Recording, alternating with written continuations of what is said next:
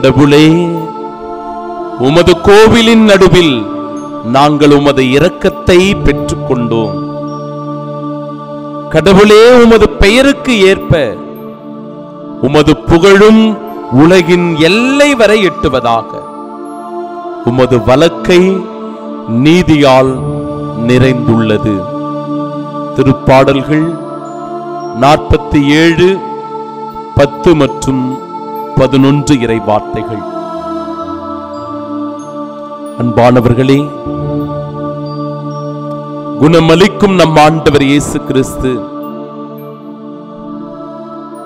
நாம் செய்த பாவங்களினால், குற்றம் குறைகளினால், தவறுகளினால் நம்முடைய மனம் சஞ்சலப்பட்டிருக்கிறது என்றால், குற்ற உணர்ச்சியோடு இருக்கிறது என்றால், கடவுள் அந்த காயங்களை ஆற்றுகிறவராக இருக்கிறார். நம்முடைய மனப்புண்களுக்கு அவரே மருந்தாக இருக்கிறார். நாம சின்ன பிள்ளைகளாக இருக்கும்போது, பள்ளியிலும் கல்லூரியிலும் படித்துக் கொண்டிருக்கும் போது தெரிந்தோ தெரியாமலோ தவறுகள் செய்திருப்போம், குற்றங்களில் விழுந்திருப்போம், பாவக்கரைகள் நம் மீது படிந்திருக்கும்.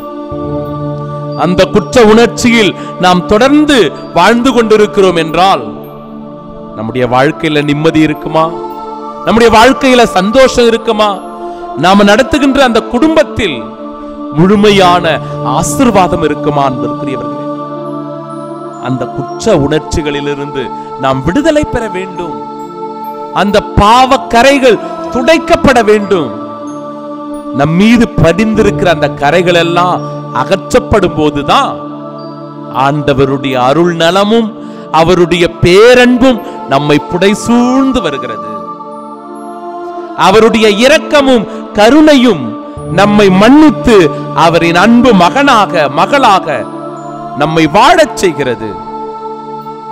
எனவே அவரின் உரிமை உள்ள பிள்ளைகளாக நாம் மாற வேண்டும் என்றால் கடவுளிடத்தில் நம் மனதை திறந்து பாவ அறிக்கையிட்டு அவருடைய இரக்க பெருக்கத்திற்காக மன்றாட வேண்டும்.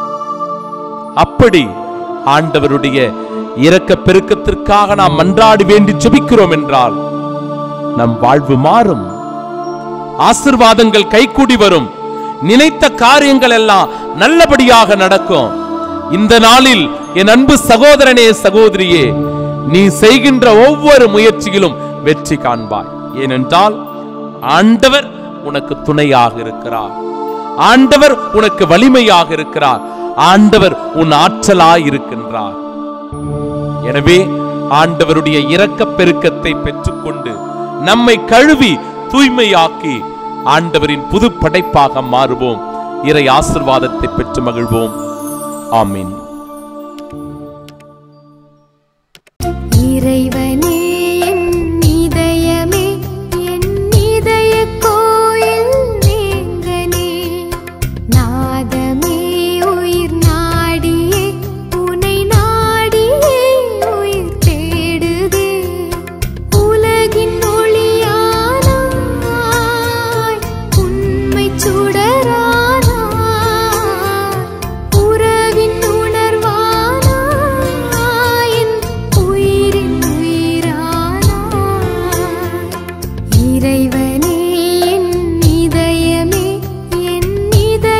கோயில் வேந்தனே, நாதமே